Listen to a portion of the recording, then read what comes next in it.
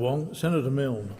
Thank you, Mr President. Well, yesterday I tried to suspend standing orders to have a debate in this parliament about a decision to commit Australian troops on a military intervention in Iraq, and that was not deemed to be a reason to suspend standing orders. The most important issue that you will ever deal with is whether or not you send young Australians into harm's way.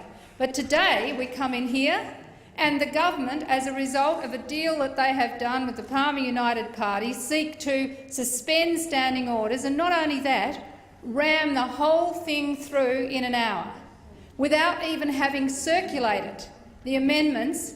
They had the courtesy to tell the Labor Party they were going to do it. They didn't even have the courtesy to tell us they were even going to bother doing it.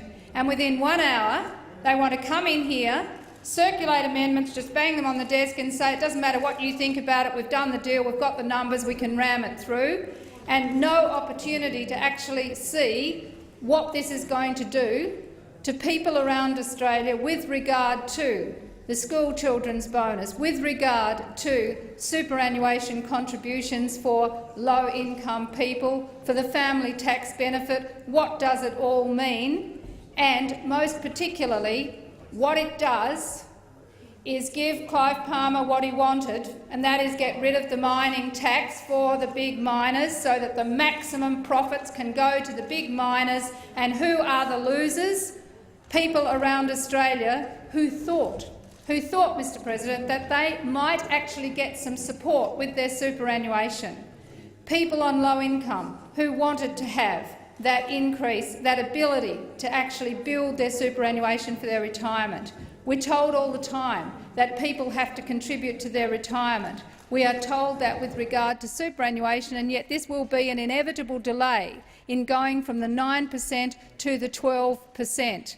And that is not fair, Mr President. It is not fair that Gina Rinehart can maximise her profits, that the other big miners can maximise their profits, and these things are going. Now, the Greens have said all along that the issue here is we do need to raise revenue in this country so that we can provide and help people with superannuation, so that we can actually provide the health and education services we need, so that we can invest in our universities, so that we can invest in the future. And that's why the Greens have said fix the mining tax, fix it so that we can return $39 billion over the forward estimates. If you actually get into this and fix the mining tax, we can make a great deal of money for the country. But instead of that, it's let the big miners off the hook. Well, we shouldn't be surprised. We shouldn't be surprised, Mr President, that somebody who has so invested in the resource-based industries and in the mining industry would want to facilitate an end to the mining tax. That is wrong for this country. We should be actually expecting those companies that make mega profits to invest in the best interests of the future, which is in health and education. But finally, it is the contempt for the Senate that we are seeing here. I can't remember actually when we had something brought in and told we had 1 hour with amendments dropped on the desk, with no attempt to actually explain or understand what they mean, Mr President, they mean. And that's why, Mr President, this is a wrong way to go.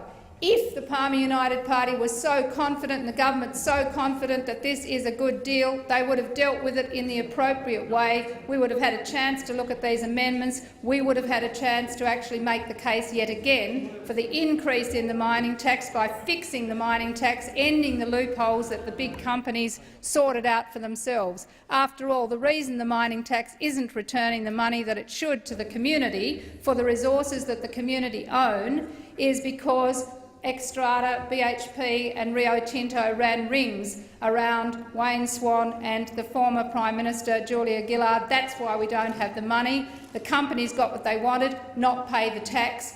The former government got what it wanted, which was a deal on a mining tax, but the community lost. Now is our opportunity to give the community a win, keep the mining tax, fix the mining tax and maintain the efforts we had to support low-income earners with their superannuation contributions.